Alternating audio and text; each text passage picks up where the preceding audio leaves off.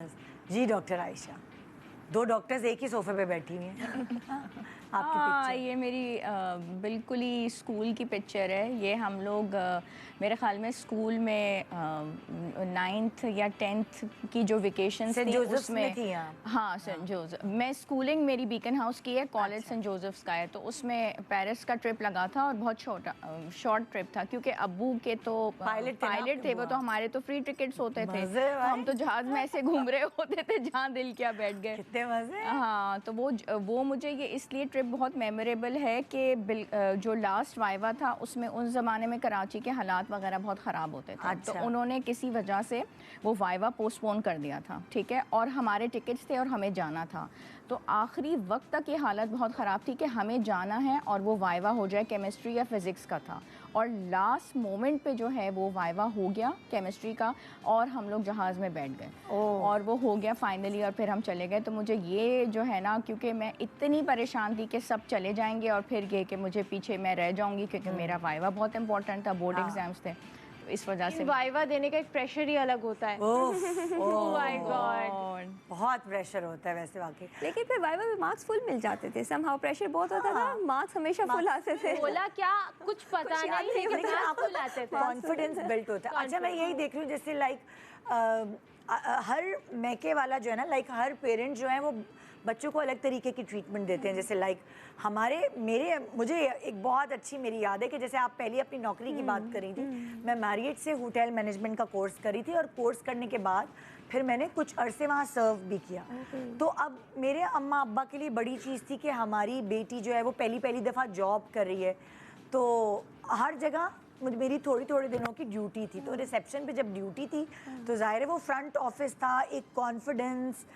तो अम्मा अब्बा ना मेरे दूर ना सोफे पे बैठ गए उधर मैरियट के बाहर, उस पे रिसेप्शन के बाहर जो सोफे बने, और ना मुझे देख रहे हैं कि मैं कैसा डील कर रही हूँ, पब्लिक डील, कॉन्फिडेंस है कि नहीं। मैं बहुत यंग थी और जाहिर है अम्मा अब्बा को होता है पता नहीं इतनी कॉन्फिडेंट होगी भी नहीं, तो वो ना फिर उन्होंने थोड़े देर तक, थोड़े घंटे बैठ के, दोनों मियाँ बीवी बैठ के मुझे देखते रहे। और उसके मुझे मैं कभी नहीं भूलती ये चीज़ कि उनको मेरे अंदर कॉन्फिडेंस पैदा करना था।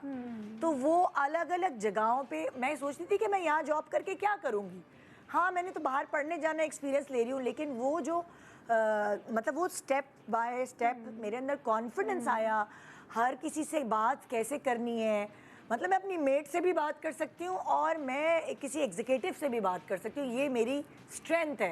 ये मेरे अम्मा अब्बा ने मुझे बावर कराया कि ये तुम्हारी स्ट्रेंथ है कि तुम हर शख्स से कनेक्ट हो सकती हो। और फिर वही मेरी नौकरी बन गई। किसको पता था कि कि मेरी कनेक्शन ही जो है वो मुझे कमा के खिलाएगी। जैसे आप अभी बता रही है ना कि अम्मी अबू आपके बैठे हुए थे, आपको देख रहे थे, छोटे हो चाहे कोई मतलब स्कूल का फंक्शन हो, आप अपने पेरेंट्स को सामने देखें तब भी वही कॉन्फिडेंस मिलता है। जितना आप बड़े हो जाएं और तब भी आप उनको देखें कि वो आपके लिए प्रेजेंट है वहाँ पे, ये शायद एक ऐसी मेमोरी और एक ऐसा एवर लास्टिंग कॉन्फिडेंस है जो कि थ्रू आउट आपकी लाइफ में ज़रूरत होता भी है और होता जाएगा। जितने माइलस्टोन आप अचीव करेंगी और अगर आपके पेरेंट्स फिटनेस कर सकते हैं तो ये कैसी मेमोरी है ना जो कभी ये वो पेरेंटिंग का वो पार्ट है जो बहुत सारे लोग मिस कर जाते हैं कि नहीं आज तो मेरी जॉब है, मुझे टाइम नहीं मिला। हालांकि आपके पेरेंट्स कितने बिजी थे, लेकिन उसके बावजूद भी जो निदा की जो बातें होती हैं कि हर जगह अगर मूवी में भी जा रहे हैं मुझे लगता था कैसे जिन है ये लोग यार, इतना काम भी करते हैं और हर वक्त हमें प्रेजेंट भी नजर आए हैं हमारे उस पे ओकेजन्स पे। अच्छा, मुझे हंसी एक और मैके की याद की आती है। हम चाहे बेसुरा गाएं, हम चाहे कोई भी ऐसी चीज़, अच्छा वो करके दिखाओ, वो करके दिखाओ, पेरेंट्स बच्चों में कॉन्फिडेंस बिल्ड करने के लिए पूरे सबके सामने उसको खड़ा कर देते हैं। बेसुरा गाना गा रहा है और वो खुश हो रहे हैं और दूसरे कह रहे हैं क्या यार ये तो अच्छा भी नहीं गाता, ये तो अच्छी भी नहीं गाती, ये तो अम्मा अब्बा ने खड़ा करा दी सामने और बच्चा गाए जा रहा है। मतलब मुझे हंसी आती है सोच के, वो एक ज़माने में सोचो इतने बड़ों वाला गाना हारमोनियम पे हमें सिखवाया गया, जाने वो कैसे लोग थे, और हम छोटे थे और हम वो गाते थे और अम्मा अब्बा खड़ा कर देते चलो वो सुनाओ। तो यही वही कॉन्फिडेंस है ना जो अभी आपके अंदर माशाल्लाह नजर आ रहा है, और ये हर बच्चे में नजर आता है जिनके पेरेंट्स उनको टाइम देते हैं, जिनके पेरेंट्स करते हैं, जिन ये देखिए जहाँ जिस कुर्सी पे निदा बैठी हुई है, ये इट्स नॉट अ जोक, बहुत बड़ी रिस्पॉन्सिबिलिटी होती है बिल्कुल, कि आपकी ऑडियंस इतनी वाइड वाइड है। में है कि कोई भी देख सकता है, ग्लोबल है। तो आपको हर चीज़ पॉलिटिकली करेक्ट बात करना, हर चीज़ ठीक करना, तो बहुत प्रेशर वाली है। पब्लिक स्पीकिंग बहुत बड़ा आर्ट है और हर कोई इसको नहीं कर सकता इतने अच्छे तरीके से।